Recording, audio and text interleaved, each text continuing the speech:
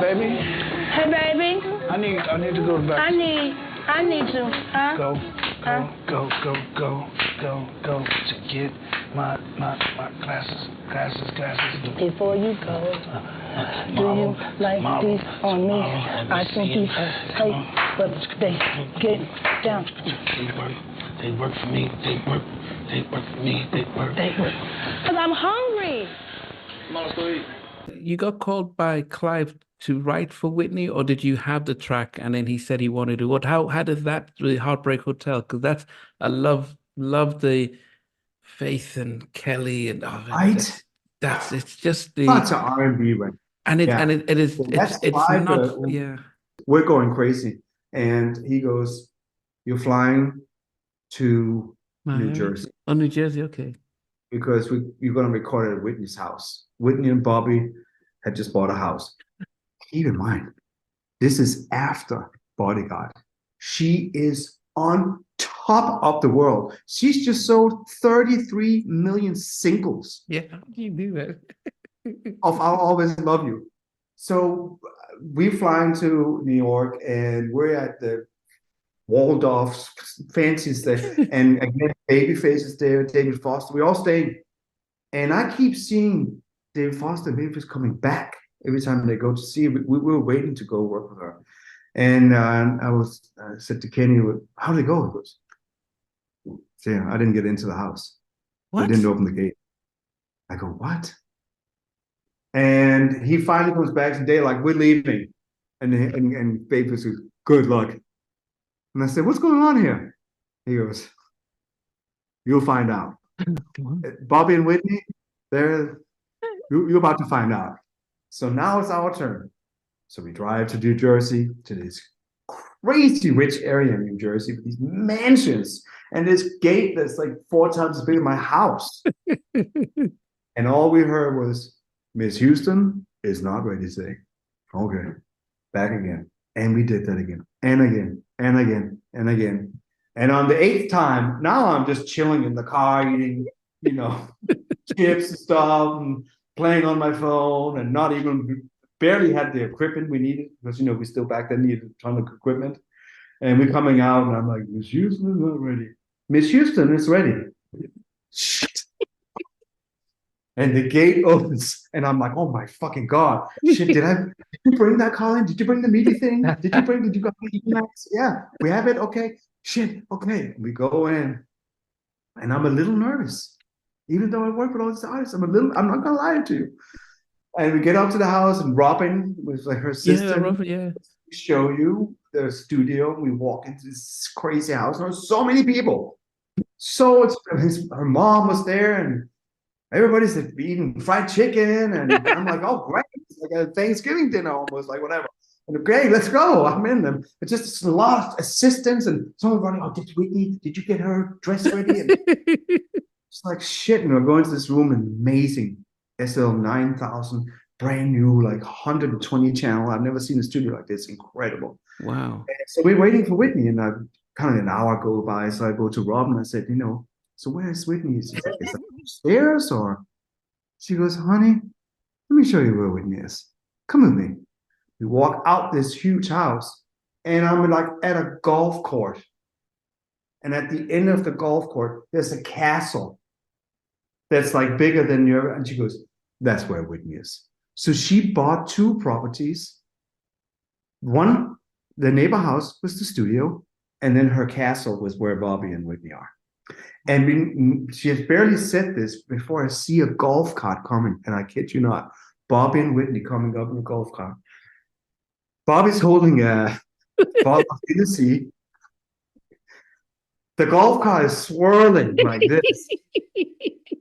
And Robin goes, "Are you ready?" Oh, sure I am. So here comes Whitney Houston, and Bobby comes and says, "What? Okay, we're gonna do my album first. I love you guys. I love that song you guys did with Tupac, whatever. I got some demos and whatever." And I think Clive said to me, "Whatever happens, do not get Bobby on the record. He's on every song. Let's go play it. Let's go. Let's get ready." And I'm like, "Well, okay, all right. This Bobby, We go in, and then Whitney came, and I'm telling you, when I stood in front of her, I was little Mr. Carsten from Aalborg in Denmark. I was this big. I could not even look at it. I mean, it was fucking Whitney Houston, man.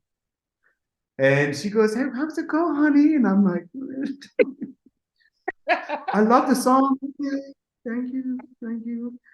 And Bobby and her are just doing a lot. And she had what's called tea breaks, where she would disappear in the bathroom. I'm not gonna say anything else, okay? I'm just gonna but stays in the studio. And she came out, and she goes, "Okay, let's go." And I'll be like, "Okay." And she goes in the booth, and she starts singing until Heartbreak Hotel, and it is horrible. Oh, Horrible.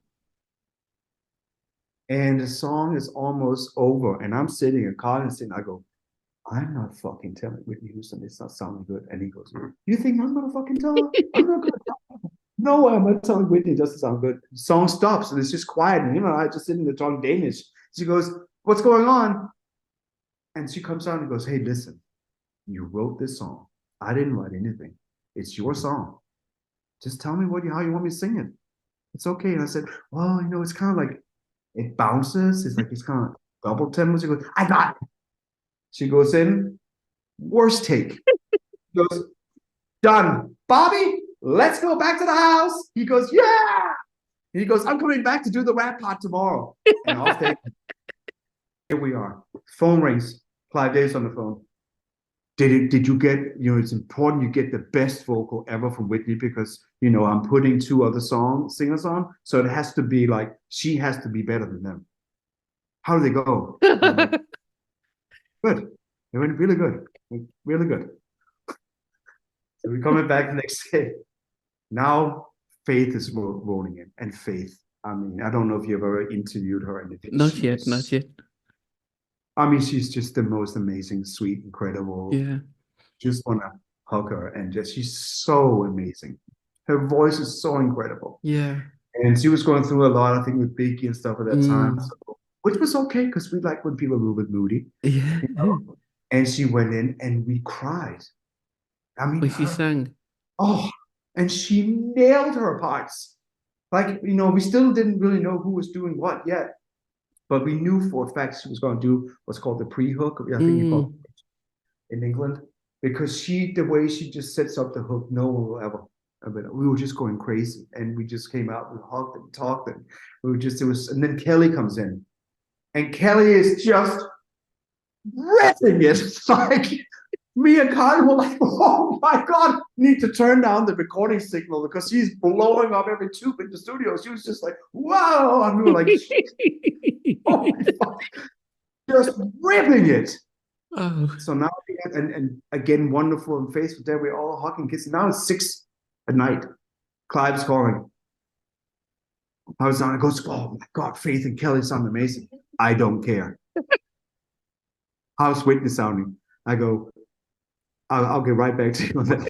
And he goes, is Bob Brown on the record? He goes, "Well, Bobby's kind of doing this is the Heartbreak Hotel." He goes, "What did I tell you? Get him off the fucking record and get Whitney to do that part." And I'm like, "How?"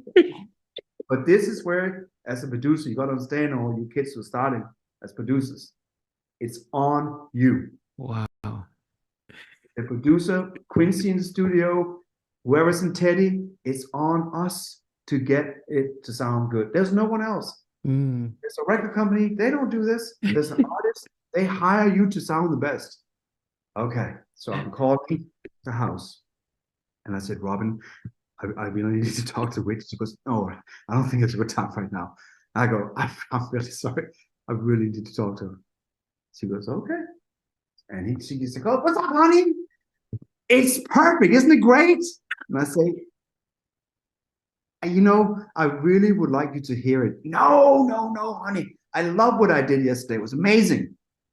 I said, "Okay." And I'm like, my mind is racing now. And I go, "Well, here's the thing. I just got off the phone with Clive Davis, and he wants you to approve this record, and I'm not allowed to leave this studio. And I want to go with you, but I can't. I can't lie to Clive. You need to come listen to the song." And I knew Clive The fear. Yeah, you know, Clive, she goes, oh, God, it's typical. Well, we're really busy here and stuff like that. I'm like, I know. And here they come again, the call guy, and Bobby is fucked up. I mean, love him to death. To me, please don't. This is not negative. No, we've seen the stuff. We all know, and Bobby has Yeah, admitted, yeah. yeah. So she comes in, and I no, I don't want to give her speech about anything. This is fucking Whitney Houston. So I just sit down, and Bobby goes, "Oh yeah, let's go." And I said, "You know what? Before we go, actually, you know, Whitney, I see that you and Bobby are so much in love. Why don't you do this part, the Heartbreak Hotel, together, like a couple?" She goes, "That's kind of cute." She goes in, she goes, "This is the Heartbreak Hotel." "No, I don't like it." And I'm like, "That's good. That's okay. I got it." So that's just the one line I'm looping through the whole song. Because I got to be on top of Bobby. Okay, one problem solved. Here's the big one. I go, "Okay, I'm just gonna, can you sit here?" She goes, "No, I'm fine over here." I said, "I think you should sit over here. You sit in front of the speakers." And I press play. And Kelly is murdering. And Faith is an angel coming from heaven. And here comes Whitney. And I just let her hear herself. And I just stood there. And I could see, okay, something is going on there.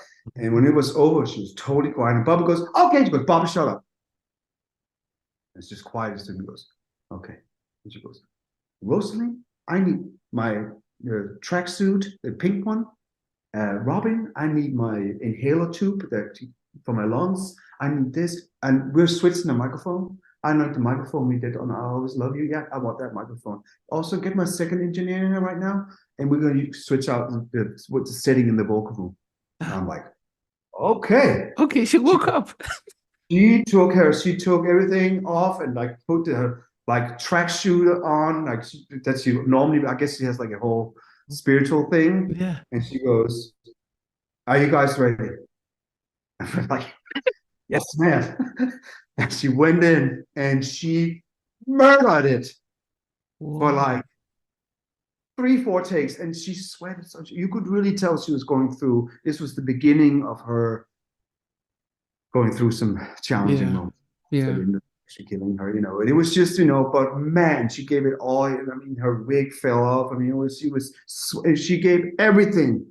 And she came out, and we all just hugged and danced and was so happy. But you could also tell how hard it was for It took her a lot. to sing on that level. And then we had a puzzle after this. I hope it's okay because it's one of my favorite records we did too. We had just had all the ad-libs and everything on an MPC.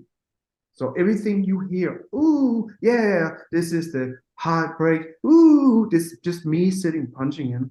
I had a Faith page, a Kelly page, and a Whitney ad-lib page.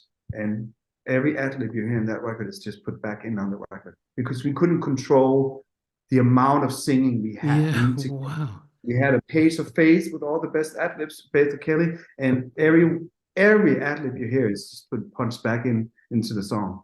Wow. And it came out, and I had, this is the Heartbreak Hotel, and I could almost not get her no away, but I had to chop it really tight in the end, so it could just loop that all the way through. So we ended up saving that record, and I'm so proud of that record. So you couldn't keep. How would have Bobby have sounded with it? Well, I have a version if you want to hear it. It would have been great to hear his part of it. You didn't want to keep it for a remix or something? Well, not Clive Davis that was not approved. And let me tell you, I learned very early on, if it's not approved by Clive, then you don't. Wow. You know what? I think, we've seen the film, I Want to Dance with Somebody. We saw the Bobby documentary and we realized, no, so it's nothing a big secret, but I think I've heard Kelly talk about when when they did perform, that it felt as if Whitney had to take it a notch up because she think Really hard for her. And I mean, for me, and I'm gonna go on record saying I think she's the greatest female singer of all time. Yeah. I know Aretha. I know, I get it. I know, but for me, she's the greatest singer. And I think I just feel the vocal on "I Will Always Love You." Yeah. To this day, I don't even understand it. And I'm a producer. I don't even get the way she's breaking into falsettos and the power of holding. It's and having emotion at the same time too. And that goes for many of her records too. Even them, how will I know? It's pop, but it's also, she sings it so emotional. So, you know, for me, she just, you know, in my generation, for me, she's just all-time greatest singer of all time.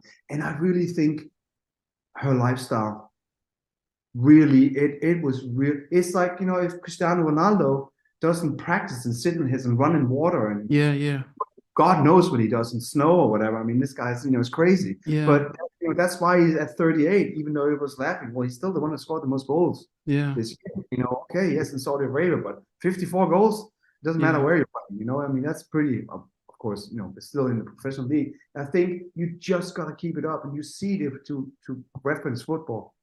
You see it in players. Eden Hazard, why are you done at 30? I'll tell you why. He came to Madrid, you know, now we're talking football. You come and you're overweight, whatever, and you think at 30, oh, I'm just going to train for a week. No, your body. It's not the way you can't get it back. And I think Whitney was at that point, and you saw it because we worked with her on the next album too. We couldn't finish a song. We flew to Atlanta, and I almost don't even want to share too much of this, but she showed up, and that was not Whitney Houston. That song, that was not Whitney Houston. At this time, could you use autotunes, or was it still? No, we didn't have autotune. I mean, with Faith and Kelly and Whitney, you didn't need, of course. There was no, but we know actually on some of the other songs, the first time we used autotune is on 702. And we actually use it so much that we get the share effect, you know, because we have heard that share record. So if you listen to 702, we crank it up so you can hear this autotune on, because you get that robot feel. But no, we didn't have it. I mean, back then, but with Faith, and I mean, nothing I had was not in pitch. Nothing. Nothing. You know, nothing. These were, you know, and that's what Clive wanted to show. He wanted Whitney to be current. He wanted to bring in he wanted to keep. Funny enough, he wanted to hire the white boys to get the urban record. He wanted the R&B. Hey guys, thanks for watching. Thanks for being a part of Halftime Chat. Please remember to subscribe, share, and comment. But most importantly, why don't you become a member of Halftime Chat? We've got amazing videos, amazing perks, and being able to support the channel. But anyway, thanks for watching. Take care. I never participated in that category. Somewhere in between us, or even loving us, on which I didn't miss you with. What was it like growing up? She's still making an impact on 4 houses down. I have a couple of pieces. I didn't get this one and that one. That works for you, but just for me, No, okay, you're okay. They don't stand with Jonas Boys and winning all spirits. Play it. I mean, I love all different genres.